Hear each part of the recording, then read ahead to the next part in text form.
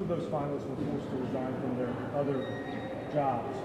Mr. Scarrato and Mr. Lee were forced to resign. Mr. Lando seems to have an unblemished record. What made you choose Mr. Scarrato over Mr. Lando and Mr. Lee? Yeah, Rick, we had a thorough vetting process. We did it the correct way. We vetted everybody to find out who would be the perfect fit for this city. And through that, Larry rose to the top.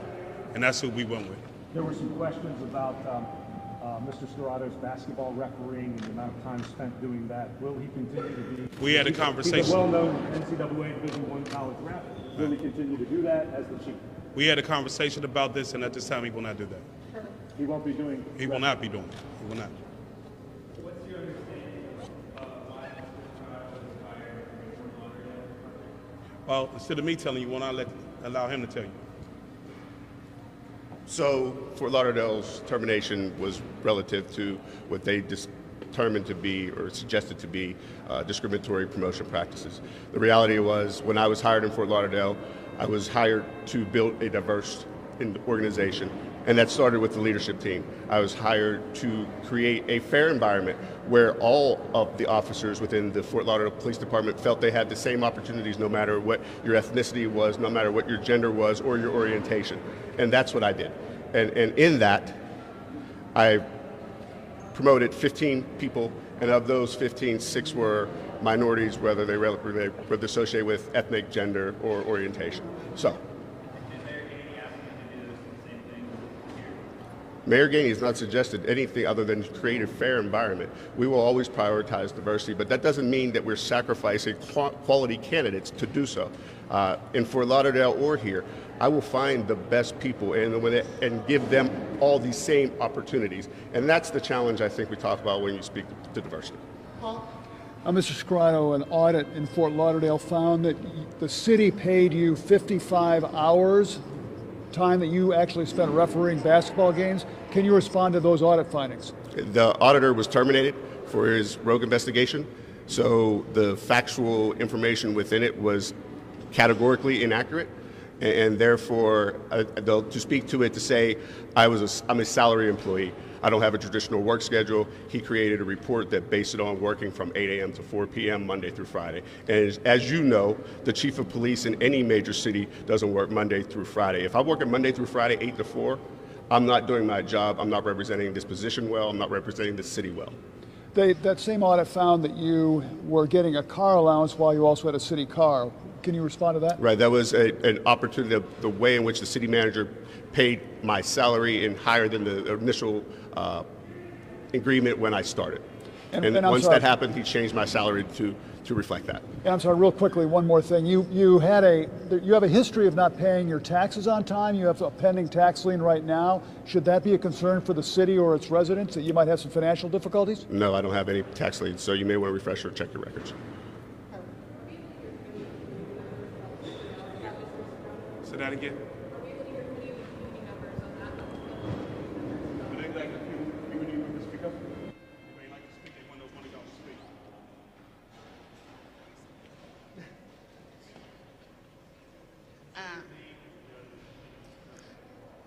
My name is Miracle Jones, M-I-R-A-C-L-E, Jones, J-O-N-E-S. As part of the community search team, one of the things that stood out was his executive leadership and maturity, his ability to explain policy, his plans for the future, and the understanding that there are changes that need to be made and how to do it in a realistic, efficient, and effective way. So those are some of the things that stood out about this nominee. Good morning. David Harris, University of Pittsburgh School of Law. What stood out to us about all the candidates was that they were all very high quality, all could qualify to do this job, and what especially stood out about Chief Scarrato was his extensive experience, his, as Ms. Jones said, executive maturity, and his knowledge of the department as it is and his vision for what it can be. Those are the reasons we thought he was a great candidate. Good morning, Michelle McMurray, M-I-C-H-E-L-L-E, McMurray, M-C-M-U-R-R-A-Y.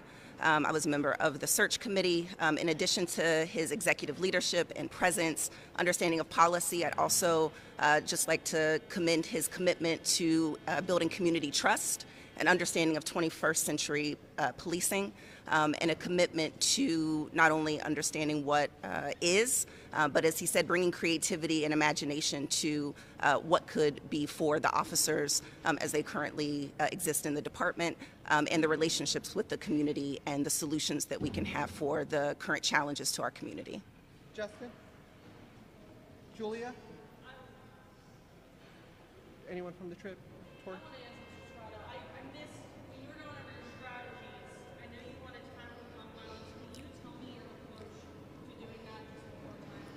You know, we speak to the group violence intervention strategy, and it was very successful in the time that I was here. And to the degree that in 2019, Pittsburgh had been the safest that it had ever been in 2 decades, with murders decreasing by 45%. We had non-fatal shootings were 105 that year. So it's a strategy when you speak about precision policing that works. And if it's done with fidelity, I believe it to be very effective, done with the objective that the entire organization is focused as a priority on gun violence. Last question, Andy? Congratulations, Larry. Thank you, Andy.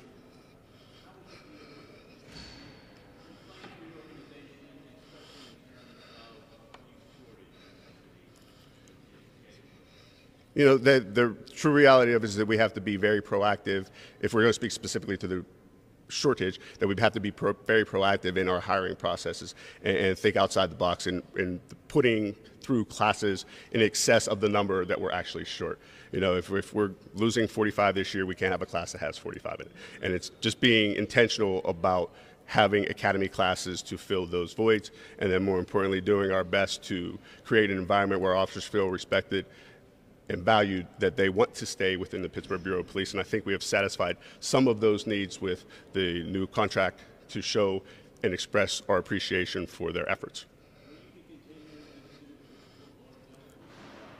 The reality of the suit is my legal team will determine the end game of the lawsuit, but there's a part of it that speaks to reinstatement to Fort Lauderdale, and that's not an option. It's not on the table, and I wouldn't consider it. Justin, last question.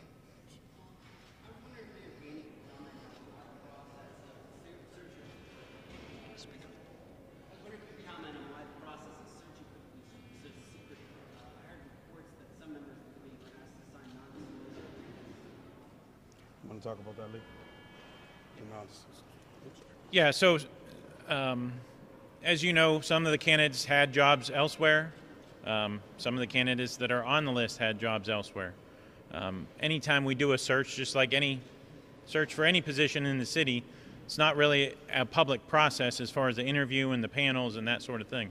All employees know whenever you have an interview, that information is not to be discussed.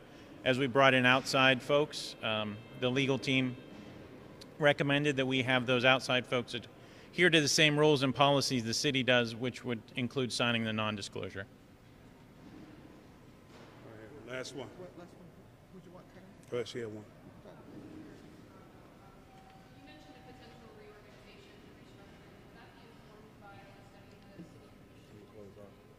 the city? Yes, that is a blueprint for the direction we move this organization. I think it's the responsibility of any chief to evaluate the operation at every level to ensure that we're providing the highest level of service to our community. We will be doing a review over the next few months, so I believe it'll be in short order. We have a lot of work to do, so this restructuring, this reorganization can't take a long time. And before we end, I just want to thank the men and women of the Pittsburgh Bureau of Police. I appreciate your professionalism. I appreciate your patience.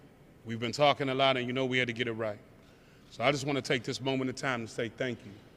Thank you, and let's continue to go get it. Let's continue to drive down crime. Let's continue to work together. And I just want y'all to know I appreciate you. Thank you.